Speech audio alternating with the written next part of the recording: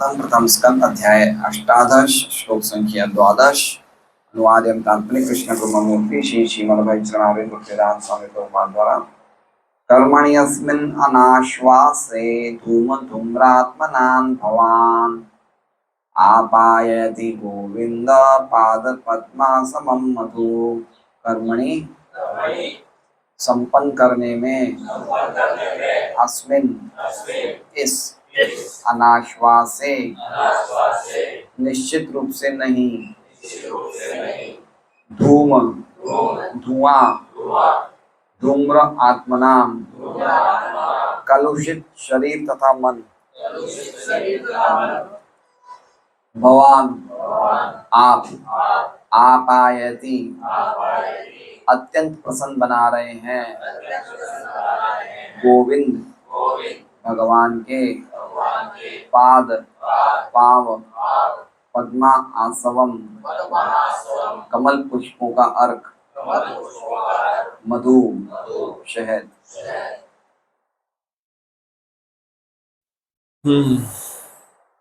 अनुवाद।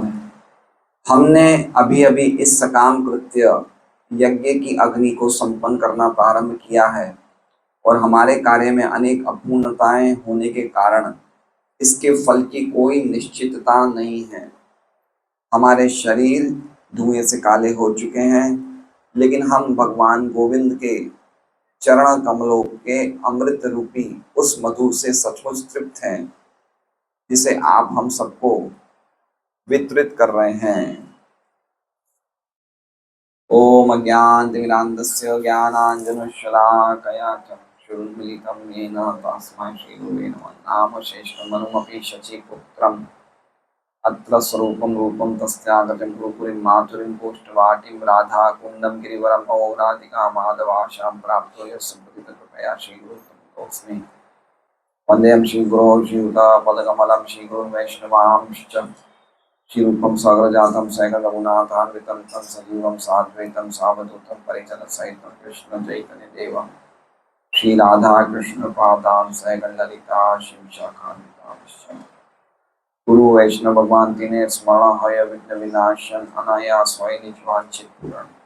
हरे कृष्णा कृष्णा कृष्णा हरे हरे हरे राम राम राम हरे। सभी भक्तों का श्रीमद् भागवतम क्लास में स्वागत है। तो अभी जो हम श्लोक पढ़ रहे हैं उसमें शौनकादि ऋषि और सूत गोस्वामी को बता रहे हैं भगवान की कथाओं को सुनने की महिमा। श्लोक संख्या 9 से लेके श्लोक संख्या 23 तक, है ना। तो पिछला श्लोक हमने पढ़ा था, क्या था पिछला श्लोक?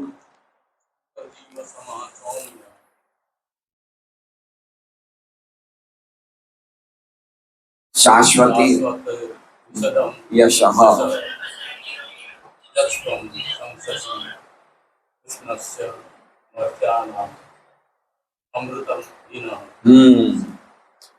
तो शौनकादि ऋषि सुखदेव सूत गोस्वामी को क्या कह रहे हैं कि आप जुग जुग जियो, है ना, आप लंबे समय तक जियो, अनंत वर्षों तक जियो, क्योंकि आप हमें भगवान कृष्ण के विशेष यश का वर्णन कर रहे हैं। हम तो मर्त्य प्राणी हैं और आप हमें अमृत दे रहे हैं, है ना। तो बहुत ही सुंदर श्लोक था। तो आप हमेशा बोलते रहें, आप लंबी उम्र आपकी हो और आप हमेशा कृष्ण के यश का वर्णन करते रहें। तो ये श्लोक हमने सुना था पिछली बार। तो सूत गोस्वामी बोल सकते हैं कि भाई आप मुझे बोल रहे हैं लंबा जियो और कृष्ण कथा कहो, लेकिन आपने यज्ञ भी तो चालू किए थे, उसका क्या हुआ? आपने तो कुछ यज्ञ शुरू किए थे ना, अग्नि यज्ञ शुरू किया था, उसके बारे में आपका क्या विचार है? तो कह रहे हैं उससे तो हमारा खाली मुंह ही काला हो रहा है और कुछ नहीं हो रहा है। तो ये लिंक है।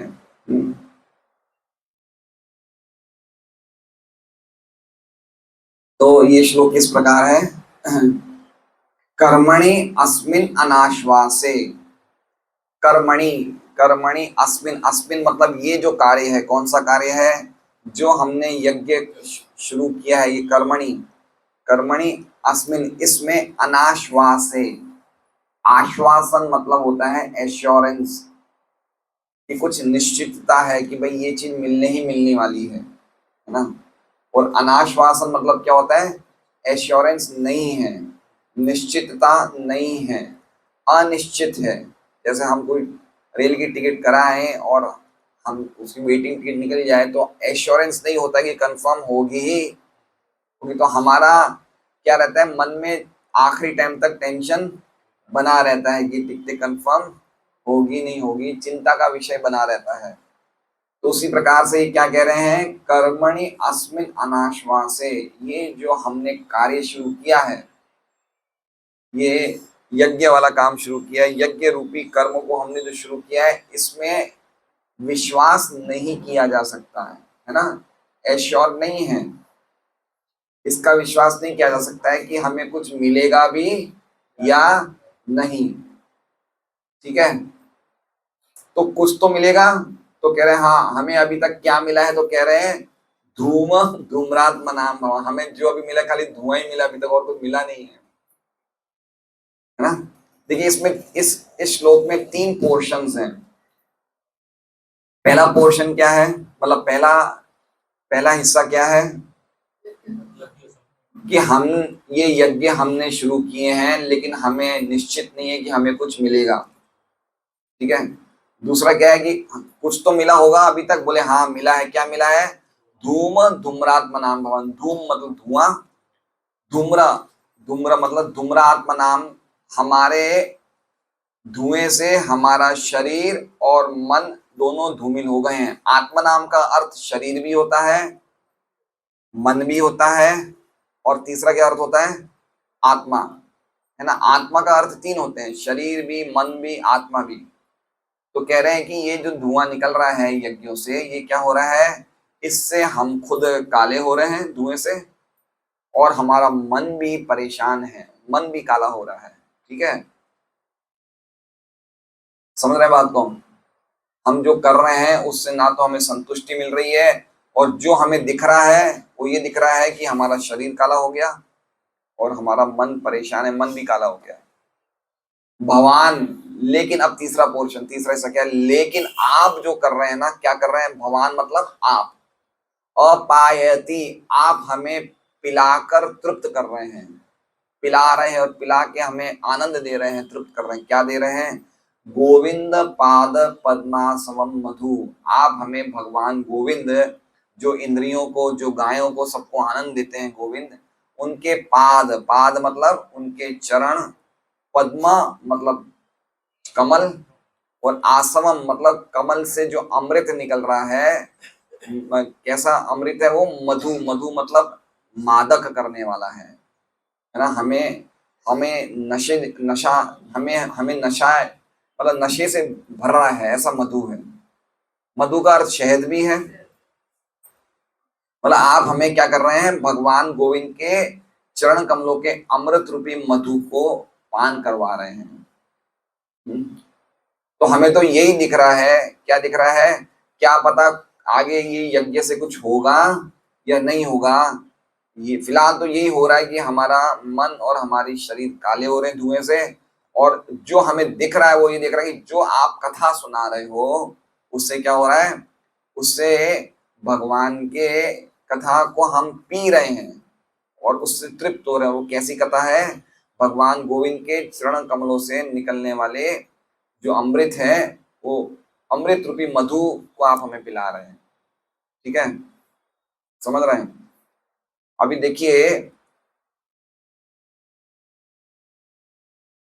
भगवान के चरणों की कथा सुन रहे हैं, वो भगवान की कथा सुन रहे हैं, चरण रूपी अमृत मधु मतलब क्या सुन रहे हैं, भगवान की कथा सुन रहे हैं। तो ये यज्ञ कैसे होते हैं, जैसे मान लीजिए इन्होंने यज्ञ शुरू किया, तो यज्ञ शुरू किया तो ऐसा नहीं कि 24 घंटे यज्ञ करते हैं, इनके 17 होते हैं, 17 मतलब समझ रहे हैं, एक सेशंस होते हैं। जैसे मान लीजिए 3 घंटे का यज्ञ हुआ, ठीक है, 3 घंटे के यज्ञ के बाद फिर वापस सब थोड़ा देर का रिसेस होता है, रिसेस को क्या बोलते हैं हिंदी में, कुछ इंटरवल होता है, अंतराल होता है, अवकाश, यस अवकाश। तो कुछ अवकाश होता है, तो अवकाश के टाइम पे क्या सुनते हैं, पुराण की कथाएं, महाभारत की कथाएं, ऐसा सिस्टम होता है यज्ञ का जो होता है ना। और ये पुराण और महाभारत की कथा कौन कहते हैं? ये वो ब्राह्मण कहते हैं जो उन ब्राह्मणों से थोड़े लेस क्वालिफाइड होते हैं, लेस कम योग्य होते हैं, जो यज्ञ कर रहे हैं। ठीक है, तो कथा सुनते हैं अवकाश में, और कथा सुनने के बाद फिर वापस दूसरा सत्र शुरू होता है, यज्ञ फिर वापस यज्ञ शुरू कर देते हैं।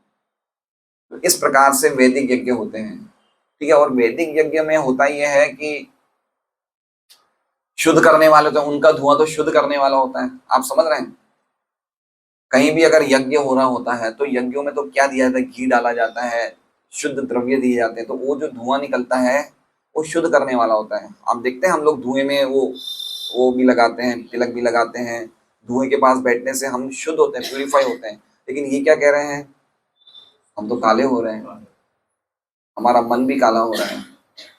और समझ रहे हैं? मतलब पूरी तरह से ये वो यज्ञ से परेशान हो चुके थे। समझ रहे हैं बात को? ये यज्ञ से मतलब पूरी तरह से ये यज्ञ को इन्होंने समझ लिया कि इसका कोई मतलब नहीं है। देखिए एक बात समझिए, ऐसे यज्ञ रूपी कर्म हम भी करते हैं, करते नहीं करते हैं? गृह प्रवेश होता है तो हम हमारे अग्नि हवन होता है ना। सौदिक प्रभु आपके घर पे हुआ था ना? घर हुआ था ना? या विवाह होता है तब अग्नि यज्ञ होता है, या किसी को पुत्र प्राप्त करने की इच्छा होती है तब यज्ञ होता है। तो कोई ना कोई हम यज्ञ करते हैं, उसके पीछे हमारी इच्छाएं होती है। लेकिन इनकी क्या इच्छा थी? इनकी क्या इच्छा थी ऋषियों की? इन्होंने इन्होंने कितने समय तक यज्ञ शुरू करने का निश्चित किया था? 1000। और इनकी इच्छा क्या थी? इनकी इच्छा थी कलयुग के दुष्प्रभाव को कम कर देना। वो एक बहुत ही नोबल कॉज था। इनका जो हेतु था यज्ञ करने का, वो बहुत ही ऊंचा था। क्या ऊंचा था? कि भाई आने वाले समय में कलयुग तो शुरू हो ही गया था, तो कलयुग में लोग परेशान हो जाएंगे, तो कलयुग का प्रभाव कम करने के लिए इन्होंने यज्ञ शुरू किया था। तो उद्देश्य अच्छा है, प्योर उद्देश्य कोई बच्चों की पढ़ाई के लिए या शादी के लिए या बच्चे की प्राप्ति के लिए, ऐसे के लिए यज्ञ नहीं किया था, ना गृह प्रवेश के लिए ना शादी के लिए। एक एक परोपकारी कार्य के लिए यज्ञ किया था। ठीक है, कहाँ किया था? नैमिषारण्य में। वो भी एक पवित्र जगह है। देखिए यज्ञ करने के कुछ कुछ कंडीशंस होते हैं। क्या सबसे पहला कंडीशन क्या होता है? यज्ञ करने के लिए जगह स्थान पवित्र होना चाहिए। मतलब उस स्थान में कोई भी पाप पूर्ण कार्य नहीं होना चाहिए। ठीक है, कोई भी उस स्थान में गंदगी नहीं होनी चाहिए, कोई दोष नहीं होना चाहिए। ये एक स्थान की पवित्रता होती है यज्ञ में। हम दिल्ली, बंबई, सूरत ऐसे जगह पे यज्ञ नहीं कर सकते। ये यज्ञ करने के लिए योग्य जगह नहीं है। नैमिषारण्य है, कुरुक्षेत्र है, जहाँ पे पवित्र जगह, वहां पे यज्ञ होते हैं, है ना। प्लस क्या है कि स्थान की योग्यता होती है। अब देखिए राजसूय यज्ञ हुआ था, कौरवों के पांडवों ने, महाराज युधिष्ठिर ने किया था। शिशुपाल ने भगवान के सामने बकना शुरू कर दिया, तो भगवान ने शिशुपाल का क्या किया? वध किया। लेकिन कैसे किया? एक खून की बूंद भी नहीं गिरी, क्योंकि वो राजसूय यज्ञ का स्थान था ना। अगर एक खून की बूंद गिर जाती तो जगह क्या हो जाती? इतना ज्यादा कंसिडरेशन होता है प्योर यज्ञ करने में, है ना। यज्ञ को करने के लिए भी 4 लोग होते हैं। एक करने वाला होता है जो मंत्र का उच्चारण करता है, एक देखने वाला होता है कि बराबर मंत्र का उच्चारण हो रहा है नहीं हो रहा है, एक आहुतियों को डालने वाला होता है, और एक इन तीनों को ओवरसी करता है, मतलब इन तीनों का सुपरविजन करता है। तो होता, उद्गाता, ब्रह्मा, ऐसे सब नाम है सब। तो ये सब, और बिल्कुल प्रॉपर एक्सेंट होना चाहिए ना, बिल्कुल प्रॉपर उच्चारण होना चाहिए। एक थोड़ा सा भी, कोई भी मात्रा की संस्कृत के शब्दों की अगर हमने ऊंची कर दी, नीची कर दी, तो यज्ञों का क्या मिलता है? विपरीत फल मिलता है। तो इतने ज्यादा यज्ञ यद्यपि ये बिल्कुल प्रामाणिक चीज है, लेकिन अभी संभव कैसे है ना। स्थान भी नहीं है हमारे पास कोई इस तरह का यज्ञ करने का, है। हम लोग आधा 1 घंटा तो बैठ नहीं पाते, कहाँ नैमिषारण्य में जाके यज्ञ करेंगे? समझ रहे बात को? ना ही ऐसे प्रॉपर द्रव्य है हमारे पास। कौन से द्रव्य बताइए? घी कहाँ से, घी के भाव सुनते ही हम लोग तो 600 रुपए किलो घी में ही हम लोग हालत खराब हो जाती है, और प्योर घी तो 600 रुपए में कहाँ से मिलेगा। कल बासुघोष प्रभु आए हुए थे, हमारी मुलाकात हुई उनसे, तो हमने ऐसा कहा कि घी तो बहुत अच्छी अच्छी देते हैं, 600 रुपये 700। बोले प्रॉपर प्योर घी होता है जो गौशाला से आता है, बिलौने वाली प्रक्रिया से बनता है, वो ही शुद्ध घी होता है। बाकी जो भी घी बन रहे हैं वो सब शुद्ध घी नहीं है। तो घी नहीं है और स्थान नहीं है, है ना। यहाँ तक कि जो यज्ञ करने वाला होता है वो भी, उसकी भी क्वालिफिकेशन देखी जाती है, वो बिल्कुल प्योर व्यक्ति होना चाहिए। देखिए आप भागवत में पढ़ेंगे, राजा नाभि या राजा अंग, अंग जो थे वो चौथे स्कंद में, राजा नाभि पांचवें स्कंद में, इन्होंने जब यज्ञ किया तो इनके यज्ञ से कुछ प्राप्ति नहीं हो रही थी, तो इनके जो ब्राह्मण थे जो यज्ञ कर रहे थे उन्होंने कहा कि हम ऐसा देखा कि आपने इस जन्म में तो कोई पाप नहीं किया है, लेकिन पिछले जन्म में शायद आपने पाप किया था। तो इतनी प्यूरिटी होनी चाहिए यज्ञ करने वाले के लिए। तो ऐसे यज्ञ जब करते हैं तो कुछ निश्चितता होती है, श्योरिटी होती है, एश्योरेंस होती है कि कुछ मिलेगा। अब देखिए इनके पास कितनी अनुकूल चीजें थी यज्ञ करने के लिए। किनके पास? शौनकादि। क्या था? इनका हेतु अच्छा था, ठीक है, स्थान पवित्र था, और ये सब भी अभी तक कलयुग का इतना प्रभाव इन पे नहीं पड़ा था। यद्यपि वो ब्राह्मण पुत्र ने श्राप जरूर दे दिया था परीक्षित महाराज को, लेकिन इन पे ऐसा प्रभाव नहीं पड़ा था कि कलयुगी ब्राह्मण कहे जाएं। ये सब शुद्ध ब्राह्मण थे। ये सब होने के बावजूद भी इनको पता है, पता था, पता चल गया कि अगर थोड़ी सी भी कुछ दोष हो गया तो हम जो कुछ भी कर रहे हैं 1000 साल तक हमने करने का निश्चय किया वो पूरा का पूरा नल एंड वॉइड, वो शून्य हो जाएगा। उसका फल क्या है? श्रम एव ही केवलम। वो समझ गए कि हम जो कर रहे हैं ये अपना टाइम बिगाड़ रहे हैं, इसका कुछ फल नहीं मिलने वाला है ना। ऐसे साधकों को समझना चाहिए कि जो हम कर रहे हैं उसका कुछ रिजल्ट मिलने वाला है या नहीं मिलने वाला है। हम सुबह से लेके सुबह 8 से रात के 8 बजे तक जो गधों की तरह कार्य करते हैं, इसका फल क्या है? कर्मणि अस्मिन अनाश्वासे, हम जो कार्य कर रहे हैं इसका रिजल्ट क्या है? इसलिए बहुत इंपॉर्टेंट चीज है ये देखना। तो ये बोल समझ गए कि हम लोग के मन और हमारी क्या कहते हैं हमारे शरीर काले हो रहे हैं, लेकिन आप जो दे रहे हैं हमें उससे तो हम तृप्त हो रहे हैं। क्या दे रहे हैं आप? गोविंद पाद पद्मासवम मतु। आप हमें भगवान गोविंद के क्या पिला रहे हैं? आप अमृत रूपी कथा जो खिला रहे हैं हमें, भगवान के चरण कमलों का अमृत रूपी मधु चखा रहे हैं। तो हम लोग सुबह सुबह क्या चखते हैं? हम भगवान का कथाओं का, भगवान के नाम का मधु चखते हैं। लेकिन अभी फिलहाल वो मधु हमें क्या लगता है? हमें मधु नहीं लगता है, हमें क्या लगता है? वो जहर लगता है ना। इसलिए हमारे मन काले हो रहे हैं, गोरे नहीं हो रहे हैं। भगवान का नाम लेने के बाद भी धूम धूम्रात्मा नाम, हमारे मन काले से गोरे नहीं हो रहे हैं। समझ रहे हैं बात को? मतलब हम लोग प्रॉपरली ले नहीं रहे हैं, नहीं तो मन काले क्यों हो रहे हैं? क्यों मन में विचार आते हैं कि मैं इसका इसका बुरा हो जाए, या इसके दुख में मुझे सुख क्यों मिलता है, या उसके बारे में मैं क्यों गलत सोचता हूँ, क्यों द्वेष करता हूँ। हमारे हृदय क्या है? धूम धूम्रात्मना। हमारे हृदय क्या है? नहीं तो भगवान के नामों को लेने वाले को तो ऐसा अद्भुत मधु मिलता है कि वो कभी भी किसी के बारे में गलत सोचने की तो दूर की बात है, वो उसका कल्याण ही सोचता है ना। राजा चित्रकेतु को श्राप दिया माँ पार्वती ने, जाओ बेटा तुम बन जाओ असुर। तो राजा चित्रकेतु बोलते हैं, अद्भुत माता जी, मुझे आपका श्राप मंजूर है, मुझे कोई दुख नहीं है, और अगर मेरे कारण आपको कुछ कष्ट पहुंचा तो मैं क्षमा चाहता हूँ।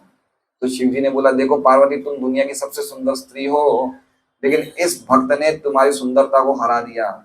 इसने अपनी क्वालिटीज से, इसने अपने सहनशीलता से, अपने अद्भुत गुणों से तुम्हारी सुंदरता को हरा दिया। तो भक्तों को भगवान के नाम लेने से, हरे कृष्णा कृष्णा कृष्णा हरे हरे, हरे राम राम हरे हरे, उनके तो हृदय शुद्ध होने चाहिए। है ना। शरीर शरीर देखिए, हृदय शुद्ध होगा तो शरीर शुद्ध होगा, है ना। Face is the index of mind.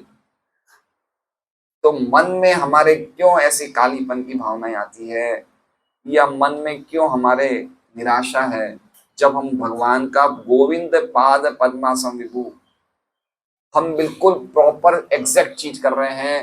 5,000 साल पहले शौनक आदि ऋषि सबसे बड़े प्रमाण है ये बताने के लिए कि ये यज्ञ आज की तारीख में काम के नहीं है, है ना। ये यज्ञ काम के ही नहीं है बिल्कुल। जो भी अग्नि यज्ञ होते हैं ये सब वेस्ट ऑफ टाइम है। प्रभुपाद ने जब वृंदावन मंदिर का उद्घाटन हुआ था, यहाँ पे आगे बहुत जगह है, वहां पे आगे आ जाइए, बहुत जगह है यहाँ पे आगे।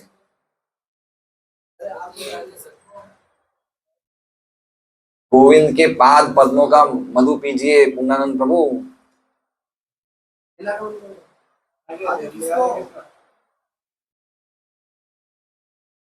क्या बात कर रहे थे हम? हाँ, प्रभुपाद जी ने जब वृंदावन मंदिर का उद्घाटन किया था, तो प्रभुपाद जी की इच्छा थी खाली संकीर्तन ही होना चाहिए यज्ञ में। लेकिन चूंकि वहां पे ऐसे वृंदावन में ब्राह्मण रहते थे, स्मार्थ ब्राह्मण, तो उनको लगा कि अगर मैं खाली संकीर्तन का यज्ञ करूंगा तो इनको लगेगा ये मंदिर जो है प्रामाणिक नहीं है। अभी भी काफी लोग वहां पे बोलते हैं अंग्रेजों का मंदिर है। तो इसलिए उन्होंने वहां के लोगों को देखते हुए अग्नि यज्ञ करवाया। बाकी कोई चीज अग्नि यज्ञ में कोई भी चीज फल निश्चित नहीं है, है ना। इसलिए उन यज्ञों से हमारे मन दूषित ही रह रहे हैं, शुद्ध हो ही नहीं रहे हैं। इसलिए बात समझनी चाहिए कि अल्टीमेटली हमें क्या मिल गया है।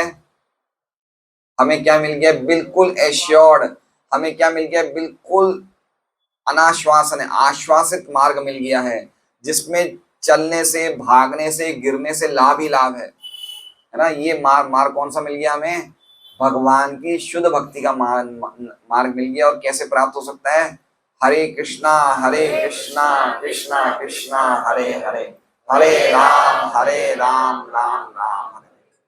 अब अगर मान लीजिए कि हम लोग प्रॉपरली नहीं कर रहे हैं, अगर हमारे हृदय शुद्ध नहीं हो रहे हैं, तो हमसे बड़ा दुर्भाग्यशाली कौन है? क्यों हमारे मन में ऐसे विचार आते हैं, क्यों गलत विचार आते हैं, मन क्यों नहीं शुद्ध हो रहा है?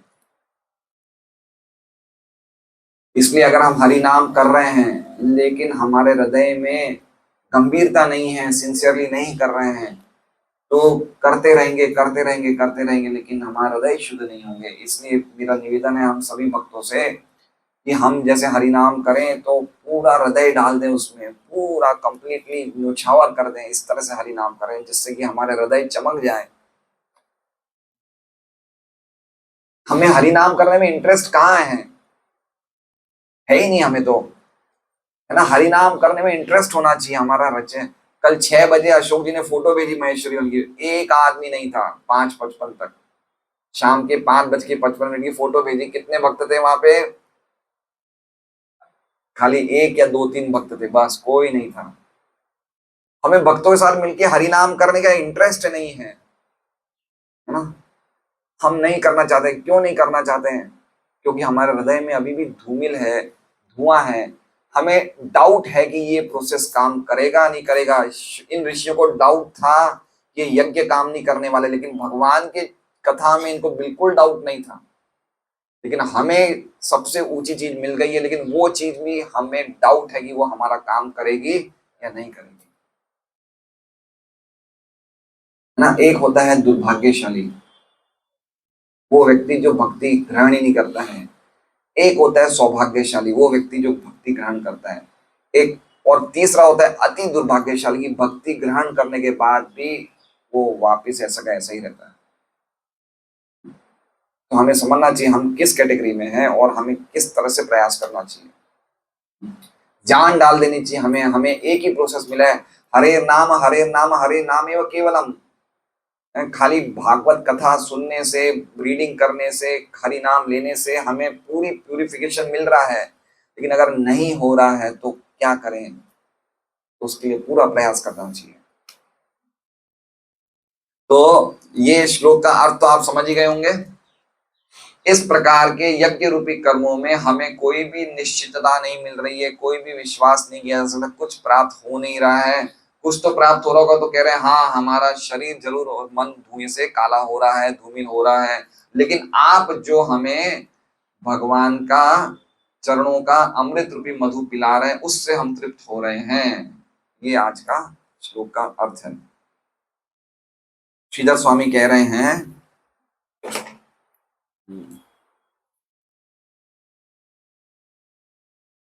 कोई बात नहीं, वही रख दीजिए। श्रीधर स्वामी कह रहे हैं कि ये कर्म यज्ञ की सत्र में अनाश्वास है, अविश्वसनीय, ये अविश्वसनीय सत्र है, इस पे विश्वास नहीं किया जा सकता है। क्यों? क्योंकि इसमें अनेक प्रकार की त्रुटियों की संभावना है, अनेक प्रकार की त्रुटियां हैं इसमें, तो ये संभव नहीं है कि ये सफल हो पाएगा। और उससे हमारे धुएं से हमारा शरीर, आत्मा, ये मन, ये सब चीजें हमारी दूषित हो रही है। और आप हमें मकरंद रस का पान करवा रहे हैं। आसम, आसम मतलब अमृत और मधु मतलब शहद। तो आप हमें क्या करा रहे हैं? शहद रूपी, अमृत रूपी शहद को पिला रहे हैं। विश्वनाथ चक्रवर्ती ठाकुर कह रहे हैं अपनी टीका में,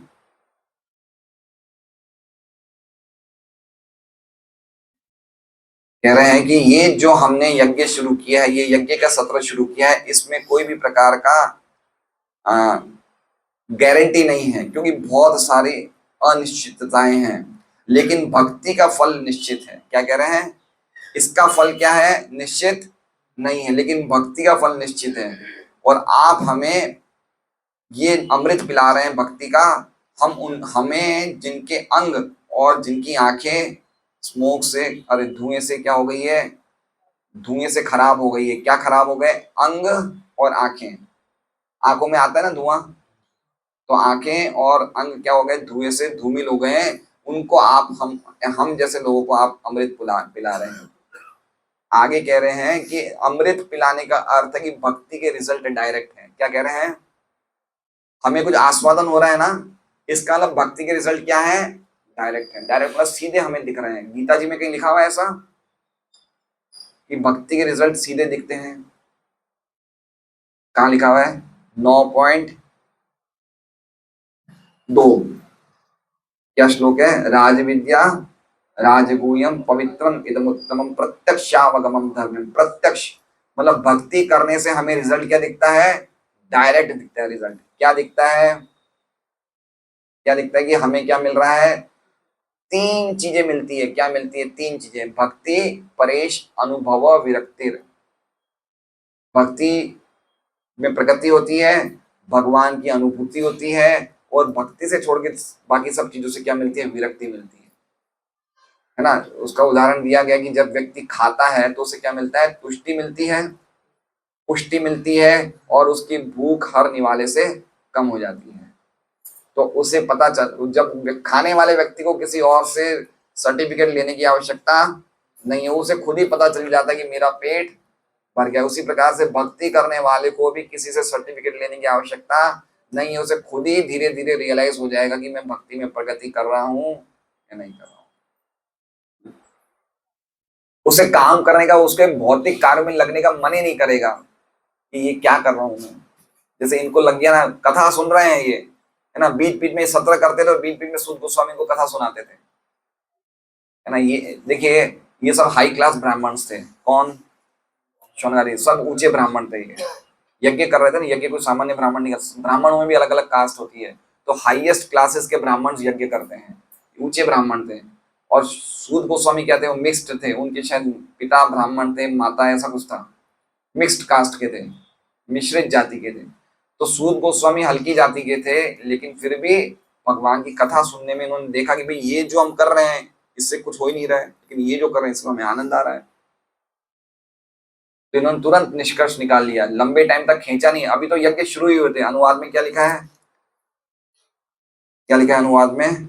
अभी अभी, हमने अभी अभी अभी अभी शुरू किया था ना, उन्होंने अभी अभी शुरू किया था, लेकिन वो समझ गए ये चीज का है ना, कोई अनसर्टन है, ये जो हम कर रहे हैं ये अनिश्चित है। तो आगे क्या कह रहे हैं श्रीधर विश्वनाथ चक्रवर्ती ठाकुर कि ये जो आप हमें दे रहे हैं ये मादक है। मधु को क्या कह रहे हैं? मादक। और शहद को क्या कह रहे हैं? आसवम। आसवम मतलब एक लिक्विड होता है। आसव का मतलब क्या होता है? एक लिक्विड टाइप होता है। तो आप हमें ये मादक लिक्विड पिला रहे हैं, भगवान के चरण कमलों से निकलने वाला ये हमें नशे में आप मतलब क्या कहते हैं, बहा रहे हैं आप हमें। और इससे हमें क्या अनुभूति मिल रही है? इससे हमें वो अनुभूति मिल रही है जो अनुभूति अनुभूति और कोई चीज में नहीं मिलती है। भौतिक जगत की और कोई चीज बता रहे हैं। अगर भौतिक जगत में सुख मिलता है या दुख मिलता है, भौतिक जगत की कोई भी कार्य में हमें दो चीजें मिलती है। क्या मिलती है? सुख मिलता है या दुख मिलता है। लेकिन ये जो आप हमें दे रहे हैं ये चीज तो उससे इतनी ऊंची कि हमें सुख और दुख की परवाह नहीं है। क्यों? क्योंकि आप हमें जो मिठास दे रहे हैं उसका सीधी अनुभूति हमें हो रही है। तो जब व्यक्ति भगवान की भक्ति में प्रगति करता है और करते रहता है तो उसके मन में अपने आप ही भावना आ जाती है कि भाई किसी के प्रति हम बैर भाव नहीं रखें, किसी को हम कोई प्रकार का दोष नहीं देखें। उससे अपने आप ही इतना उसका हृदय विशाल हो जाता है कि वो दुख को भी सुख मानने लगता है। ये ये चित्रकेतु महाराज के दृष्टांत से भगवान शिव जी कहते हैं। क्या कहते हैं? कौन सा श्लोक बोलते हैं? नारायण परा सर्वे न कुतश्चन बिभ्यति। जो भगवान नारायण के परा है, नारायण परा मतलब जो सदैव भक्ति में लगे रहते हैं, उनको कभी भी कोई सर्कमस्टेंसेस से डर नहीं लगता है। स्वर्गापवर्ग नरकेशु अपि तुल्य। चाहे उनको स्वर्ग में रख दिया जाए, चाहे नरक में, चाहे उन्हें मुक्ति दे दी जाए, वो सबको एक समान ही देखते हैं। क्योंकि वो भगवान की भक्ति में लगे, उनको कोई फर्क नहीं पड़ता चाहे वो उन्हें कहाँ रख दिया जाए। तो ये स्थिति में आ गए थे शौनक आदि ऋषि। आगे हम प्रभुपाद जी का तात्पर्य पढ़ते हैं। नैमिषारण्य के मुनियों ने जो यज्ञाग्नि जलाई थी वो निश्चय ही धुएं धुएं तथा संचयों से पूर्ण थी, क्योंकि उसमें अनेक दोष थे। पहली कमी ये थी कि इस कलयुग में ऐसा यज्ञ कार्य संपन्न कराने वाले पटु ब्राह्मणों का नितांत अभाव है। तो हमने कुछ पॉइंट्स पहले देखे थे। कौन से पॉइंट देखे थे? एक तो स्थल का पॉइंट देखा था कि स्थल बिल्कुल प्योर होना चाहिए, कहीं भी उस एरिया में पाप नहीं होना चाहिए। पहले उस एरिया की खुदाई भी होती है। देखिए महाराज जनक ने यज्ञ किए थे तो उन्होंने पहले वो पृथ्वी को सोने के उससे हल से खोदा था। सीता जी जहां से निकली थी ना, खुदाई होती है उस यज्ञ जगह की, उस स्थान को, वहां पे इस तरह से यज्ञ होते हैं। तो स्थान की पवित्रता होनी चाहिए। और दूसरी बात क्या कह रहे हैं? ब्राह्मण ऐसे होने चाहिए। कैसे होने चाहिए? पटु पटु ब्राह्मण। ब्राह्मण किसे कहते हैं बताइए? ब्राह्मण की डेफिनेशन क्या है अंकित? ब्रह्म जानाति इति ब्राह्मण। बिल्कुल सही है। इसके पहले और भी दो तीन लाइनें हैं। ये डेफिनेशन आप याद कर लीजिए। इससे आपको पता चल जाएगी, आज की तारीख में आप समझ जाएंगे कि कौन ब्राह्मण है कौन नहीं है ना। तो क्या क्या श्लोक है वो? सबसे पहला श्लोक है, जन्मना जायते शूद्र। जन्म से जो कोई भी व्यक्ति जन्म लेता है, जन्म से क्या है वो? जन्मना, जन्म से जो प्रकट होता है वो जन्म जन्म जिसका होता है वो क्या होता है? जन्म लेते ही वो क्या माना जाता है? शूद्र। संस्कार आराध भवेत द्विज। लेकिन द्विज कैसे बनता है? संस्कारों से। संस्कार मतलब उपनयन। उपनयन संस्कार होता है, उससे व्यक्ति का दूसरा जन्म होता है। द्विज, द्वि मतलब सेकंड टाइम, ज मतलब जन्म। तो पहला जन्म माता पिता से होता है, वो जन्म से व्यक्ति क्या कहलाता है? शूद्र, है ना। जन्मना जायते शूद्र, संस्काराराध भवेत द्विज। और संस्कारों से क्या बनता है? द्विज बनता है। वेद पाठात भवेत विप्र। और उसके बाद जब वो द्विज बन जाता है, उसके बाद वेदों का पठन करता है तो क्या बनता है? वेद पाठात भवेत विप्र, विप्र बनता है। और फिर ब्रह्म जानाति इति ब्राह्मण। उसके बाद जब ब्रह्म को जान लेता है, ब्रह्म को मतलब भगवान को, ब्रह्म का निर्विशेष ब्रह्म भी होता है। जब ब्रह्म को वो जान लेता है तो क्या माना जाता है? ब्राह्मण। ये ब्राह्मण होते हैं, इस प्रकार के ब्राह्मण होते हैं। और ब्राह्मण बनने के लिए सबसे पहले योग्यता क्या है? अगर किसी को ब्राह्मण घर में ब्राह्मण का जन्म देना है, ब्राह्मण जैसे व्यक्ति को जन्म देना, तो उसको सबसे पहले क्या करना चाहिए? पहले माताएं बताइए, कोई हाथ खड़ा करें। कौन इसका जवाब देंगे? अब पुरुषगण बताएं, हाथ खड़ा करें, बताइए अमराराम जी। बिल्कुल सही, अमराराम जी तो आज नंबर 1 आ गए। हम्म। अगर कोई ब्राह्मण परिवार में भी है, लेकिन अगर उसने घर में आने वाले बच्चे के लिए गर्भाधान संस्कार नहीं किया, तो वो पूरा परिवार शूद्र हो जाता है। इसलिए अगर हमें ब्राह्मण को जन्म देना है या अच्छे क्लास के संतान को जन्म देना, सबसे पहला क्या करना चाहिए? माता पिता को गर्भधान संस्कार कराना चाहिए। अब ये बात तो आजकल आजकल ज्यादा देखा जाता है कि जो ब्राह्मण परिवारों में भी जन्म लेते हैं, जो मतलब जन्म जाति जो ब्राह्मण परिवार है, तो वो लोग भी क्या करते हैं? वो लोग ये गर्भाधान संस्कार का तो मेरे हिसाब से 0.001% लोगों को ही आइडिया होगा। वो लोग क्या करते हैं? बच्चा जन्म लेता है और कुछ कुछ समय के बाद उपनयन संस्कार दिला देते हैं। हाँ, वो भी मतलब वही ब्राह्मण परंपरा ही चालू रखते हैं, मतलब पूजा आदि कराना, यज्ञ कराना। तो क्या करवाते हैं? उपनयन संस्कार करा देते हैं। उपनयन संस्कार करा के उन्होंने ब्राह्मण तो द्विज तो बना दिया, लेकिन गर्भाधान संस्कार मिसिंग है। इसलिए समझना चाहिए कि ऐसे ब्राह्मण नहीं बन सकते। हाँ, ब्राह्मणों के अलग अलग नाम होते हैं, उससे उनके कार्य निश्चित किए जाते हैं। अपने प्रधानमंत्री का नाम क्या था पता है? अटल बिहारी वाजपेयी। तो वाजपेयी किसे कहा जाता है? जो वाजपेयी यज्ञ अच्छी तरह कर सके। अग्निहोत्री किसे कहा सकता है? अग्निहोत्री की सरनेम होती है ना, जो अग्निहोत्र यज्ञ अच्छी तरह कर, अग्निहोत्र यज्ञ भी होते हैं। पुजारी किसे कहा जाता है? पुजारी भी एक सरनेम होती है, पुजारी भी कहा जाता है जो पूजा अच्छी तरह कर सकता है। पुरोहित किसको कहा जा सकता है? जो जो ये क्या कहते हैं यज्ञ संपन्न पुरोहित। पुरोहित मतलब एक तरह से, हाँ, शादी ब्याह के काम, प्रीस्टली ऑर्डर। तो उनको व्यक्तियों के कार्य से उनके नाम दिए जाते थे, है ना। लेकिन अभी क्या करें, अब ऐसे ब्राह्मण है ही नहीं, अब खाली नाम रह गए हैं, है ना। और वराह पुराण में एक जगह लिखा है, वराह पुराण में, कि कलयुग में ब्राह्मणों ने, नहीं नहीं, कलयुग में असुरों ने ब्राह्मणों के घर में जन्म लिया है। ये वराह पुराण का है। क्या श्लोक याद नहीं आ रहा? कि कलयुग का फायदा उठाने के लिए जो पिछले युगों में असुर थे, उन्होंने कलयुग में क्या किया? ब्राह्मण घरों में जन्म लिया, जिससे कि वो लोगों को शोषण कर सके। तो हम देख सकते हैं कि ब्राह्मण कास्ट कितनी हद तक, तथाकथित ब्राह्मण कितने हद तक गिर गए हैं।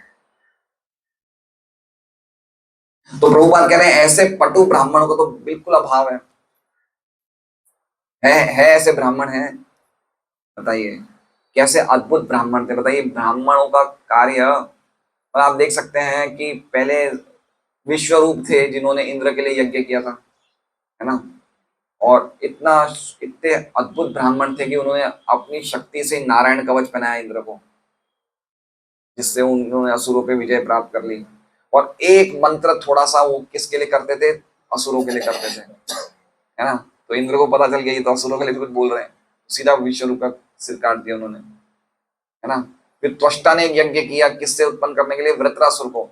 लेकिन उन्होंने ये इंद्र का शत्रु उत्पन्न हो, उसके बदले उन्होंने ऐसा बोल दिया कि वो शत्रु जो इंद्र का शत्रु, ऐसा कुछ थोड़ा सा मंत्र बोलने में गड़बड़ी हो गई, तो वृत्रासुर। तो पॉइंट ये कहने का है कि ऐसे यज्ञ आजकल पॉसिबल नहीं है।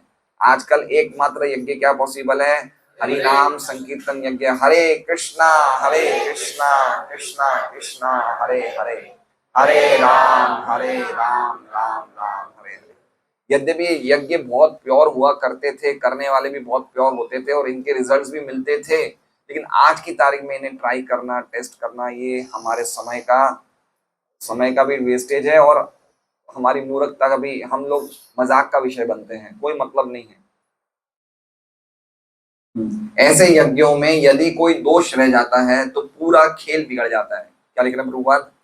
पूरा खेल बिगड़ जाता है अगर थोड़ा सा भी दोष रह गया, और फल भी अनिश्चित। अब देखिए इतने हाई क्लास के यज्ञ करने को हमें मिल रहा है, कौन सा? संकीर्तन यज्ञ, हमें इतने हाई क्लासेस यज्ञ करने को मिल रहा है, इसलिए मैंने कहा घर में कुछ समय संकीर्तन करना चाहिए। अभी किसने वीडियो, हाँ रामती जी ने वीडियो भेजा था। कहाँ गए रामती जी, अभी तो थे। अच्छा अच्छा, ये है। तो अब देखिए ये जो यज्ञ कर रहे हैं संकीर्तन, ये क्या कर रहे हैं, है ना। कोई आप समझ लीजिए, खाली एक अनुमान लगाइए कि बहुत हाई क्लास ब्राह्मण्स हैं, है ना, वो बिल्कुल सब शुद्ध सामग्री से, शुद्ध चीजों से, नैमिषारण्य प्रयाग जैसी जगह में, प्रयाग, प्रयाग भी बहुत फेमस है यज्ञ के लिए। याग मतलब यज्ञ, और प्रयाग मतलब प्रयाग में यज्ञ सफल होते हैं। तो प्रयाग जैसे स्थल में यज्ञ कर रहे हैं बहुत हाई क्लास ब्राह्मण्स, तो यज्ञ का फल मिलेगा नहीं मिलेगा, मिलेगा ना। लेकिन वही यज्ञ राम तीर्थ जी अपने घर में कर रहे हैं।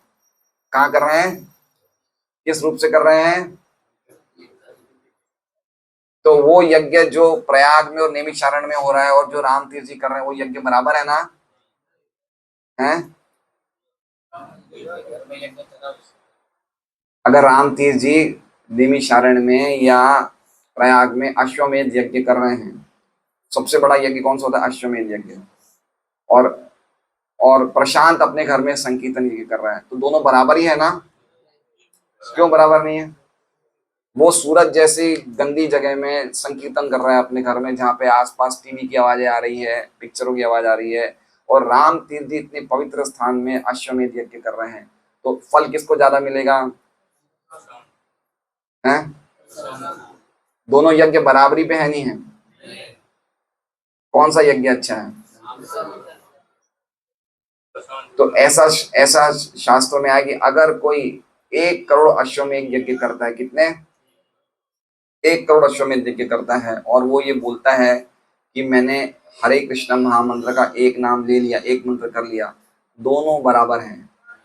एक मंत्र लेना हरे कृष्णा कृष्णा कृष्णा हरे हरे, हरे राम राम राम हरे, ये एक मंत्र लेना और 1 करोड़ यज्ञ लेना बराबर है।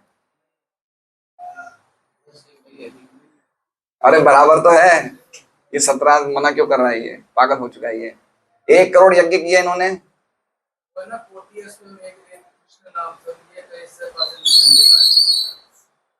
ये तो वास्तव में, ये सब वास्तव में ब्राह्मण घर में जन्म लेके ब्राह्मण वाली बातें कर रहा है। हैं, ये श्लोक है कि अगर कोई 1 करोड़ अश्वमेध यज्ञ करे और वो कह रहे कि ये एक कृष्ण नाम के बराबर है, तो वो व्यक्ति दंड प्राप्त करता है यमराज से, नरक जाने योग्य है, पाखंडी है वो, उसको देखना भी नहीं चाहिए। आप समझ रहे हैं। अब देखिए हमें क्या चीज मिली है, समझ सकते हैं हमें क्या चीज मिल रही है, हम सोच सकते हैं, सोच भी नहीं सकते कि, इसलिए तो कह रहा हूं कि हमारे हृदय इतने ज्यादा धुएं से काले हैं कि हम उस चीज को एप्रिशिएट नहीं कर पा रहे, हमें जो मिला है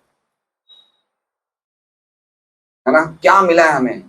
गोलोकेर प्रेम धन हरि नाम संकीर्तन, हमें साक्षात भगवान के धाम से आने वाला, भगवान का गोलोक धाम है, वहीं पे चैतन्य महाप्रभु का धाम है, तो चैतन्य महाप्रभु सदैव उसी गोलोक धाम के पास में अपना संकीर्तन यज्ञ करते रहते हैं। वो चीज सीधी हमें मिली है, पूरी प्रूफ के साथ, एविडेंस के साथ कि ये बिल्कुल परफेक्ट चीज है। ये बता रहे कौन, शौनकादि ऋषि, भागवतम में लिखा है कि 5000 साल पहले इन्होंने डिटेक्ट कर लिया कि ये चीज हम कर रहे हैं फालतू चीजें ये। तो अभी भी हम नहीं समझ रहे कितने गंभीरता से हमें इस बात को लेना चाहिए। हमें सबसे हाईएस्ट चीज मिल गई है।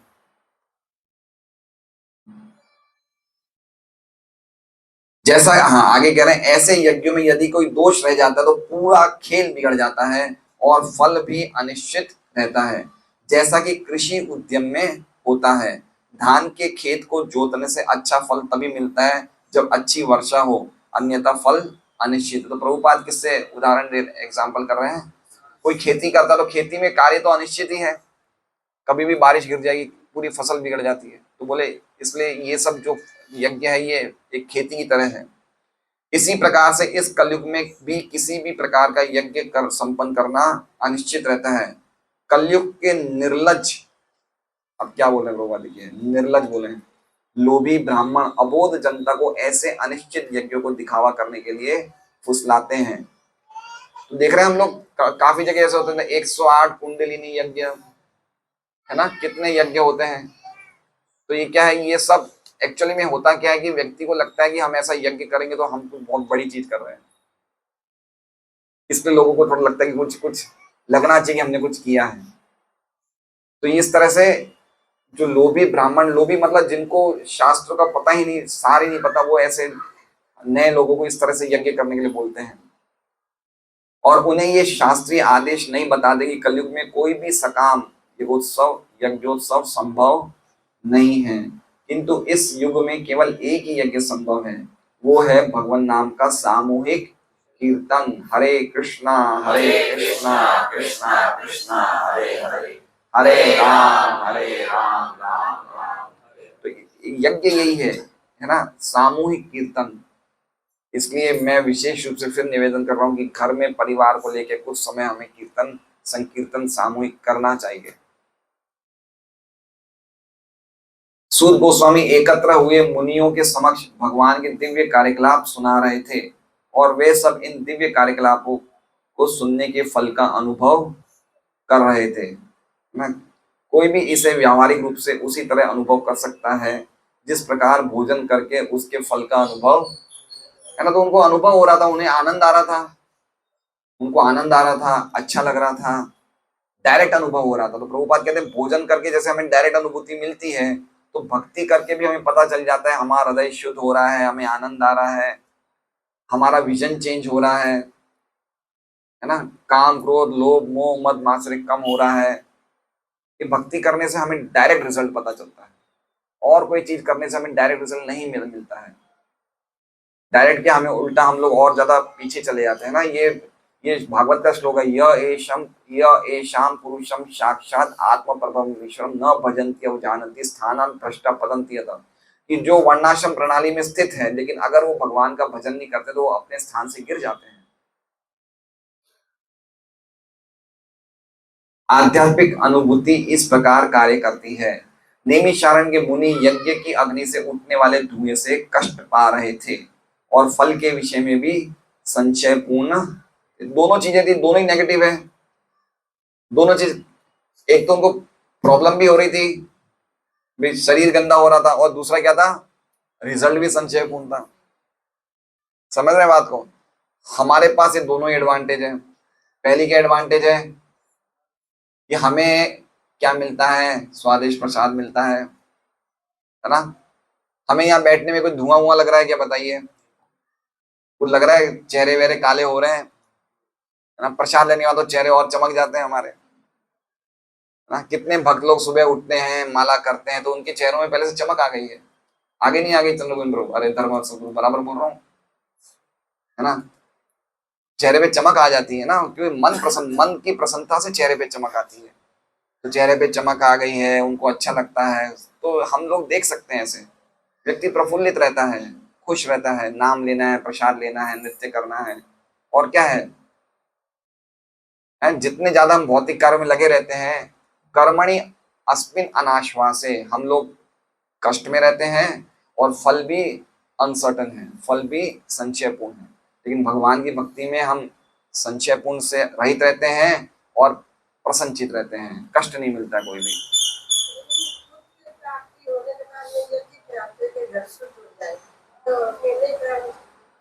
यज्ञ करा सकते हैं माता जी, लेकिन सबसे बेस्ट यज्ञ संकीर्तन यज्ञ है। हम भक्तों को बुला सकते हैं, संकीर्तन कर सकते हैं और प्रसाद खिला सकते हैं। तो घर का शुद्धिकरण किससे होगा बताइए? हम बात यही चर्चा कर रहे हैं ना, घर का शुद्धिकरण किससे होगा? यज्ञ अभी हमने अब नहीं, देखिए मेरी बात सुनिए, अभी हम यही बात कर रहे हैं कि यज्ञ करने के लिए कंडीशन तो फुलफिल होनी चाहिए, तो वो तो नहीं हो रही है। स्थान पवित्र नहीं है, ब्राह्मण पवित्र नहीं है, हमारे द्रव्य सामग्री पवित्र नहीं है, जो करने वाला है वो भी इतना पवित्र नहीं है। अब कैसे होगा यज्ञ बताइए? कोई चीजें फुलफिल हो नहीं रही है तो वो यज्ञ काम करेगा ही नहीं। उससे क्या होगा? उससे धुआं ही निकलेगा। आप धुएं में बैठ गए, मैं तो बैठा यज्ञ में, धुआं धुआं बहुत आ रहा था, लेकिन फायदा क्या हो उससे? उससे उससे हाँ, तो इसलिए अच्छा है कि हम लोग संकीर्तन यज्ञ करें, घर में खूब भक्तों को बुलाएं, खूब संकीर्तन करें, ये असली यज्ञ है। वैष्णव का तो धर्म ही है भक्तों को घर में प्रसाद खिलाना, नाम संकीर्तन करना, ये वैष्णव का विशेष कर्तव्य है। बाकी चीजें काम नहीं कर सकती कलयुग में। ये 5000 साल पहले इन्होंने देख लिया, नैमिषारण्य में यज्ञ कर रहे हैं। ये इतने अच्छे ब्राह्मण है, हाई क्लास ब्राह्मण है, नैमिषारण्य में यज्ञ कर रहे हैं, और क्या कहते हैं 1000 साल तक यज्ञ कर रहे हैं और ना तो इनको पुत्र प्राप्ति चाहिए, इनको लोगों के कल्याण के लिए कर रहे हैं। इतना सब करने के बाद भी इन्होंने देख लिया कि भाई ये यज्ञ करने से फायदा नहीं है, इससे बढ़कर और क्या प्रूफ मिलेगा हमें बताइए। तो हम सोच सकते हैं आज के ये 5000 साल से आज तक कितना चेंज हो गया है। अरे 10 साल में पूरा भारत बदल गया, ये मोबाइल के प्रेमी हो गए लोग, 10-20 साल में ऐसी स्थिति हो गई, 5000 साल में तो ऊपर से नीचे हो जाते हैं सब लोग। 5000 साल पहले क्या समझते, कैसी जगत की स्थिति होगी। आप खाली 100 साल पहले चले जाइए, कितना पवित्र स्थान हुआ करता था भारत, खाली 100 साल पहले चले जाइए। नैमिषारण्य के मुनि यज्ञ से उठने वाले धुएं से कष्ट पा रहे थे और फल के विषय में भी संशय पूर्ण थे, किंतु सूत गोस्वामी जैसे अनुभूत व्यक्ति से सुनने के कारण वे पूरी तरह से संतुष्ट हुए थे। तो ऐसे कर रहे थे, यज्ञ भी कर रहे थे, साथ साथ में सूत गोस्वामी सुन भी रहे थे, दोनों काम चालू कर रहे थे। फिर धीरे धीरे उन्होंने क्या किया, जैसे कहते हैं ना इंडिया वर्सेस पाकिस्तान का मैच है ना, तो इंडिया खेल रही है और पाकिस्तान खेल रही है, धीरे धीरे क्या पता चल जाता है कौन आगे जीतने वाला है। तो इसमें क्या हो गया, संकीर्तन श्रवणम वर्सेस सेक्रीफाइस, सेक्रीफाइस वर्सेस श्रवणम। यज्ञ के वर्सेस को क्या बोलते हैं हिंदी में, बनाम बोलते हैं, क्या बोलते हैं, यज्ञ बनाम श्रवणम, है ना। तो समझ गए श्रवणम का पलड़ा भारी है, दोनों चीजें कर रहे थे ये, तो इन्होंने बोल दिया आप हमें नहीं करना ये। श्लोक संख्या 5 भी देख लीजिए आप, श्लोक संख्या 5 पहला अध्याय पहला श्लोक, पहला स्कंद पहला अध्याय, पहला स्कंद पहला अध्याय श्लोक संख्या 5। उन्होंने आग को बंद कर दिया है ना, सुबह पहले आग जलाई नहीं, बंद कर दी, बोले आप हमें कथा सुनाओ।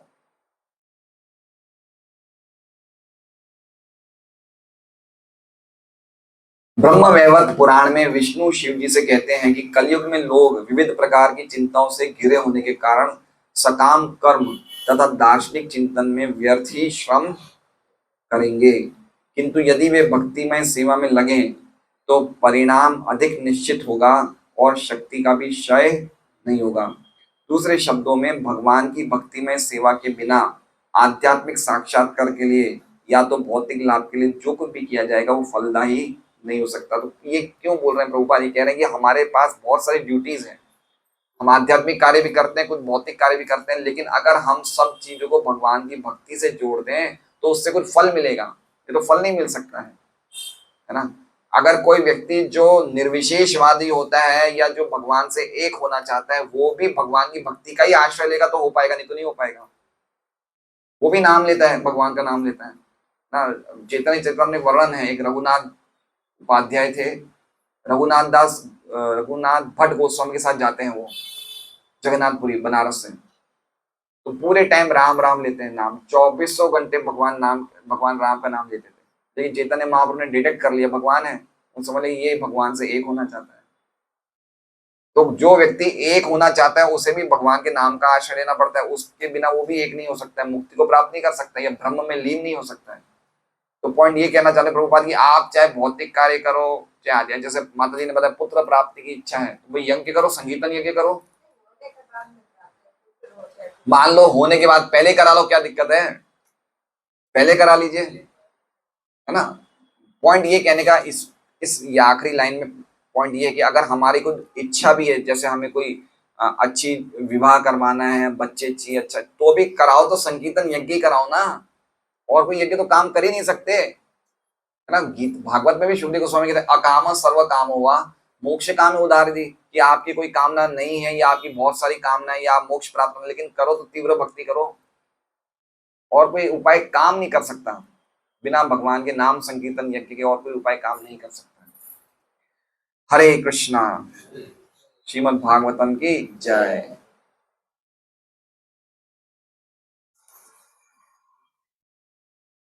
आज का प्रसाद भक्ति नीतू की तरफ से है, परमा माता जी की सुपुत्री भक्ति नीतू की तरफ से है, तो हम उनके लिए एक बार